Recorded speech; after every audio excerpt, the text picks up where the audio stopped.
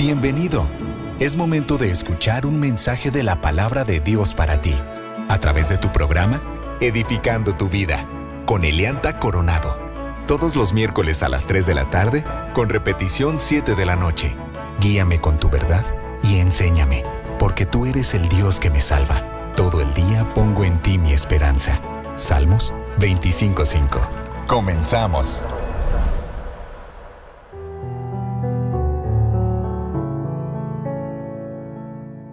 Gracias por sintonizarnos en Radio Fuente de Vida 98.5 FM. Mi nombre es Elianta Coronado. Quiero darte la más cordial bienvenida al programa Edificando tu Vida en Cristo.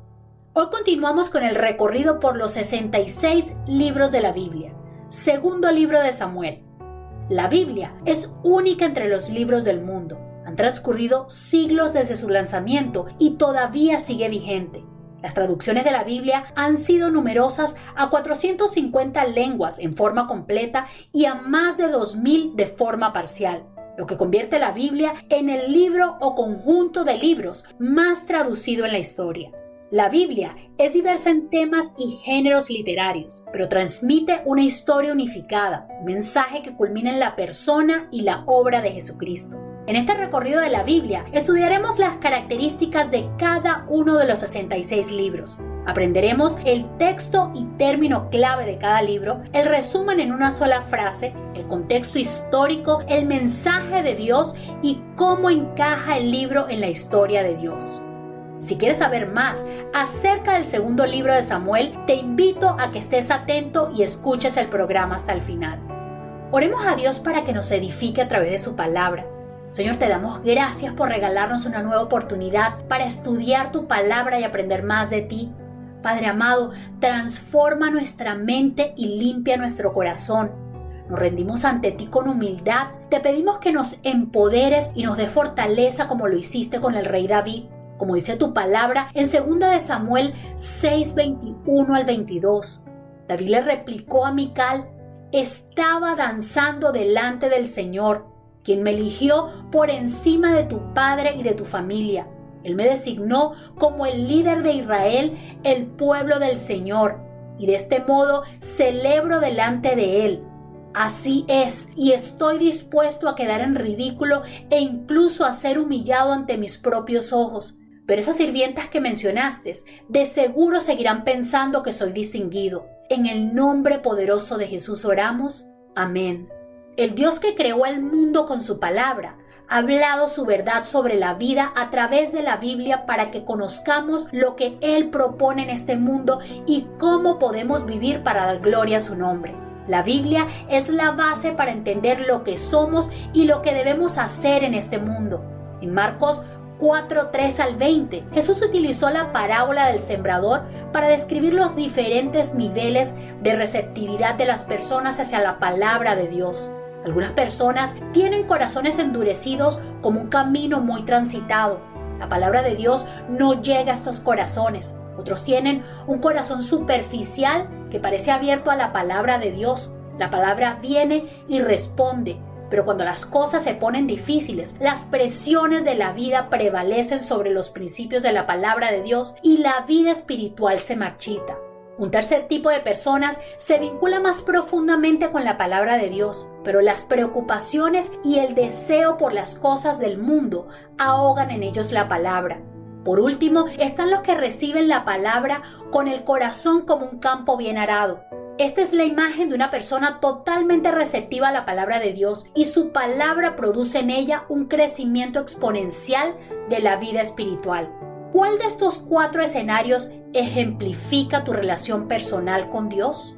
Mi objetivo con este recorrido por los 66 libros de la Biblia es que juntos aprendamos acerca de la palabra de Dios y que tengamos una mejor comprensión de la lectura. Mientras más conocimiento tenemos del contexto, más eficaz será la comprensión de la lectura de cada uno de los libros de la Biblia. Una vez que nuestros corazones sean receptivos a la palabra, podemos oír las motivaciones que nos ofrece la Escritura.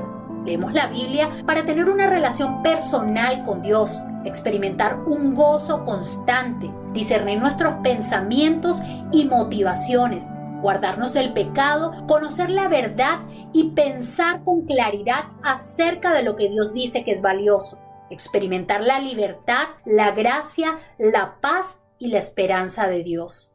La palabra Biblia deriva del término griego biblos, libros, y se refiere al Antiguo Testamento y al Nuevo Testamento. Los 39 libros del Antiguo Testamento y los 27 del Nuevo Testamento forman el canon de las Sagradas Escrituras. Canon originalmente quería decir caña y pasó a significar regla o vara para medir. En este sentido, la Biblia es la regla o patrón de autoridad para los creyentes. El concepto de canon y el proceso de canonización se refieren al momento en que los libros obtuvieron la condición de sagradas escrituras, los patrones de autoridad para la fe y la práctica. El día de hoy les voy a compartir del segundo libro de Samuel, el texto y término clave de este libro, el resumen en una sola frase, el contexto histórico, el mensaje de Dios y cómo encaja este libro en la historia de Dios. Segundo libro de Samuel. El libro lleva el nombre de Samuel, el juez que ungió a Saúl y a David, los dos primeros reyes de Israel, cuyas historias se narran en Primera y Segunda de Samuel. En la Biblia hebrea, Primera y Segunda de Samuel eran originalmente un solo libro. Los traductores griegos en el siglo I a.C. lo dividieron y utilizaron los nombres de Primero y Segunda de Reyes. ¿Cuál es el versículo clave de este libro? Segunda de Samuel 7:16. Tu casa y tu reino continuarán para siempre delante de mí, y tu trono estará seguro para siempre. ¿Cuál es el término clave del segundo libro de Samuel? El nombre de David aparece más de 200 veces en el libro, que se centra por completo en la época en la que él fue rey de Israel. ¿Cómo se resume en una sola frase este libro? El reinado de David sobre Israel incluyó momentos de júbilo como la conquista de Jerusalén y la promesa por parte del Señor de una dinastía eterna, pero también momentos de fracaso como su adulterio con Betsabé y la traición de su hijo Absalón. ¿Cuál es el contexto histórico original del segundo libro de Samuel? El autor y fecha de escritura de este libro es anónimo, quizás alrededor del 950 a.C. durante el reinado de Salomón. Primera y Segunda de Samuel existieron primero como una composición única. El público inicial y destinatario, los israelitas que vivían en su tierra durante la monarquía. El origen del segundo libro de Samuel es desconocido. ¿Cuál es el mensaje de Dios en el segundo libro de Samuel? El propósito de este libro es la segunda parte de una sola obra. El propósito de los libros, que ahora se llaman Primera y Segunda de Samuel, debe considerarse como uno. Esta obra responde a preguntas importantes para los israelitas que probablemente vivían en los días de Salomón, sobre la verdadera naturaleza de la dinastía davídica. La obra está llena de tensión narrativa y la esperanza de una dinastía perdurable. Segunda de Samuel capítulo 7. La respuesta es que a pesar de la maldad humana, Dios obró para llevar a cabo su plan de establecer un reino eterno con un rey eterno. Segunda de Samuel capítulo 7 versículo 16. El pueblo de Dios que hoy estudia los libros de Samuel debe abordarlos con este propósito original en mente. Haciendo un resumen a primera vista del segundo libro de Samuel, podemos decir que el segundo libro de Samuel continúa la historia de cómo Dios establece su reino a través del liderazgo de la monarquía en Israel. El libro empieza con un recuento de los triunfos del reinado de David, primero sobre la tribu de Judá, capítulo 2, versículos 1 al 32, y luego sobre todo Israel, capítulo 5, versículos 1 al 12. David aseguró las fronteras de Israel, subyugar a sus enemigos y trajo prosperidad al reino incipiente. El pacto davídico es el núcleo teológico del libro, capítulo 7. Dios prometió a David y a sus herederos un linaje eterno que gobernara sobre un reino eterno, capítulo 7, versículos 12 al 16. El rey David era el hijo adoptivo de Dios, que gobernaba en el nombre del Señor y gozaba del cuidado providencial de Dios. Esta promesa del pacto se convirtió en la esperanza mesiánica del pueblo de Dios. Esta promesa se cumple en el hijo más grandioso de David, Jesucristo. Lucas capítulo 1 versículos 31 al 33. El pecado de David y Betsabé cambia el tono de la historia que va desde los triunfos de David a sus crecientes problemas. Capítulo 11 versículos 1 al 27. El profeta Natán pronunció un oráculo divino de juicio contra David por su pecado con Betsabé. Capítulo 12 versículo 1 al 23. Pero a diferencia de Saúl, que intentó justificar su pecado, David confesó los suyos ante el Señor. Capítulo 12 versículo 13. El niño que fue concebido murió. Sin embargo, Dios dio a Betsabé un hijo, Salomón, a quien el Señor amó. Capítulo 12 versículos 24 al 25. Dios continuó revelando su voluntad a David a través de los profetas Natán y Gad y los sacerdotes Sadoc y Abiatar. Capítulo 12 versículo 1 al 14. Capítulo 15 versículo 24 al 29 y capítulo 24 versículo 11 al 14. Además, él fue misericordioso al salvaguardar a David durante las rebeliones de Absalón y Sebá, capítulos 18 al 20. La última sección del libro es un apéndice de la carrera de David como el ungido de Jehová. Aquí el énfasis recae en la alabanza de David por las misericordias soberanas del Señor Dios y los poderosos guerreros utilizados en el servicio del rey. Capítulo 21, versículo 1, capítulo 24, versículo 25. Las historias de hambre, guerras y pestilencias, consecuencia de los pecados de Israel, eran recordatorios apropiados de que ningún rey estaba por encima de la palabra de Jehová. La veracidad del primero y segundo libro de Samuel. La existencia de un fuerte gobierno centralizado que se desarrolló después de un periodo de destrucción ha sido confirmada en ciudades como Hazor, Megiddo y Geser. Esto concuerda bien con las descripciones bíblicas de la conquista israelita de Canaán y el desarrollo de un gobierno nacional durante el periodo monárquico. Las promesas de Dios a David en 2 Samuel 7 crearon esperanzas y expectativas que los escritores del Nuevo Testamento entendieron que se había cumplido en Jesús el Mesías. El Señor prometió que establecería el reino de uno de los descendientes de David. 2 Samuel capítulo 7 versículo 12. En el Nuevo Testamento, Jesús fue identificado como descendiente de David. Mateo capítulo 1 versículo 20 y capítulo 21 versículo 9. Quien trajo el reino de Dios a la humanidad. Mateo capítulo 12 versículo 28 y Lucas capítulo 11 versículo 20. Dios señala que el descendiente de David edificará casa a su nombre. 2 Samuel capítulo 7 versículo 13. Los escritores del Nuevo Testamento describen a Jesús como aquel que construyó el templo supremo de Dios en 3 días. Mateo capítulo 26 versículo 61 y Juan capítulo 2 versículo 19. Dios prometió a David que uno de sus descendientes poseería un trono que duraría para siempre. 2 Samuel capítulo 7 versículo 13. El Nuevo Testamento declara que este trono le pertenece a Jesús. Hebreos 1:8.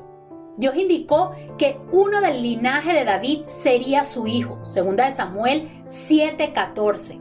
Jesús vino como el Hijo perfecto de Dios. Mateo 16:16, Marcos 1:1 y Lucas 1:35. ¿Cómo encaja el segundo libro de Samuel en la historia de Dios? Cristo en 2 de Samuel.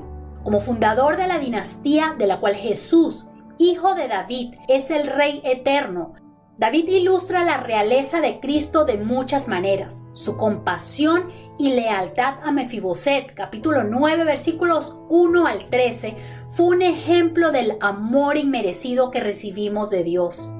Principios básicos de la cosmovisión cristiana. La enseñanza sobre Dios en el segundo libro de Samuel. Dios es soberano en la realización de los planes de su reino. Su pacto incondicional con el indigno David, capítulo 7, es tan magnífico como su pacto con Abraham. Este libro también dice mucho sobre acercarse a Dios en adoración. Él desea la adoración de su pueblo, pero solo de las formas en que Él ha revelado, como lo enfatiza el material sobre el Arca de la Alianza. La enseñanza sobre la humanidad en el segundo libro de Samuel. El segundo libro de Samuel se concentra en un individuo, David, quien sirvió como un modelo magnífico de que los seres humanos pueden lograr grandes tareas para Dios, cuando sus corazones están apasionadamente volcados para servirlo y complacerlo a Él.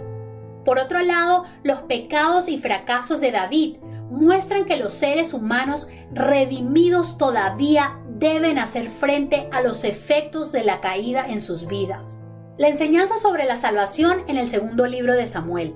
El relato del adulterio de David, la confrontación de Natán con el rey y el posterior arrepentimiento y restauración de David constituyen un profundo paradigma de la salvación. El siguiente intercambio destila el mensaje de redención aún hoy en día. Entonces dijo David a Natán: pequé contra Jehová, y Natán dijo a David: también Jehová ha remitido tu pecado y no morirás. Capítulo 12, versículo 13.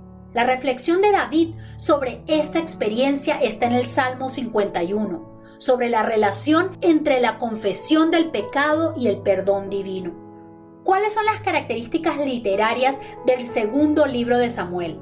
La narrativa de segunda de Samuel se centra en las hazañas de David como rey. Su relación con Dios, el verdadero rey de Israel, también recibe atención. El escritor retrata a David con realismo y tuvo cuidado de no pasar por alto sus faltas.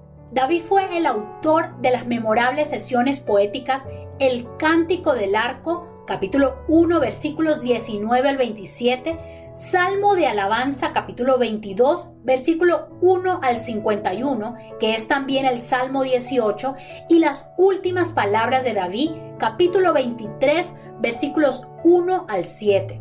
El segundo libro de Samuel en el canon hebreo era parte de los profetas anteriores. Un principio a seguir en la vida que nos enseña el segundo libro de Samuel, el plan soberano de Dios, segunda de Samuel, capítulo 7, versículos 1 al 17. Aunque nuestra travesía por la vida incluye muchos factores humanos, tenemos que recordar que el plan soberano de Dios para cada uno de nosotros continúa desarrollándose. Con este principio a seguir, culminamos con el resumen del segundo libro de Samuel. Quiero animarte antes de terminar el programa a que le entregues tu corazón a Jesús. Deja que Él transforme tu vida. Toma hoy la decisión que puede cambiar tu historia y el destino de tus futuras generaciones. Te invito a orar conmigo si nunca has aceptado a Jesús en tu corazón o si deseas comprometerte con Él nuevamente. Señor, admito que he pecado. Jesús, te abro la puerta de mi corazón. Te recibo como mi Salvador y mi Señor. Reconozco que moriste y también resucitaste para pagar por mis pecados. Confío en tu amor que sobrepasa todo entendimiento humano. Gracias por perdonar mis pecados. Te pido que derrames tu gracia y sabiduría sobre mi vida y que yo pueda expresarle a los demás el amor que tú me has dado en abundancia. En el nombre poderoso de Jesús. Amén. Tómate un tiempo para reflexionar en la decisión que acabas de tomar. Piensa si recibiste a Jesús en tu corazón por primera vez o si decidiste comprometerte hoy con Él nuevamente. Recuerda que debes ser intencional y debes buscar tener un momento a solas con el Señor diariamente. La única manera de alimentar y madurar nuestra relación con Dios es a través de la oración y meditar en su palabra.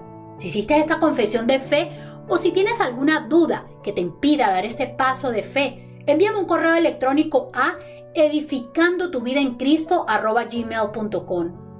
La próxima semana continuamos con el recorrido por los 66 libros de la Biblia, Primera de Reyes, tercer libro de los Reyes.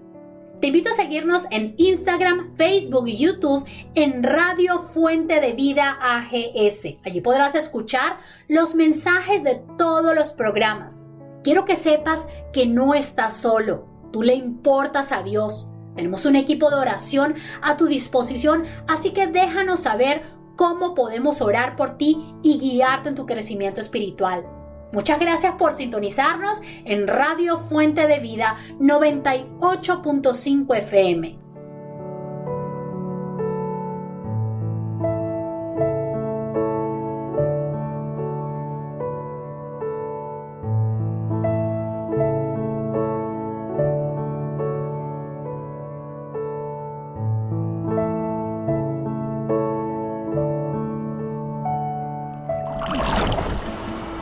Dichosos más bien, contestó Jesús, los que oyen la palabra de Dios y la obedecen.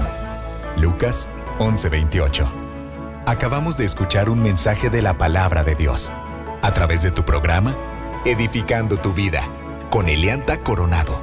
Deseamos que haya sido de edificación y que rinda frutos en tu corazón, compartiendo las buenas nuevas del Evangelio. Radio Fuente de Vida. Hasta la próxima.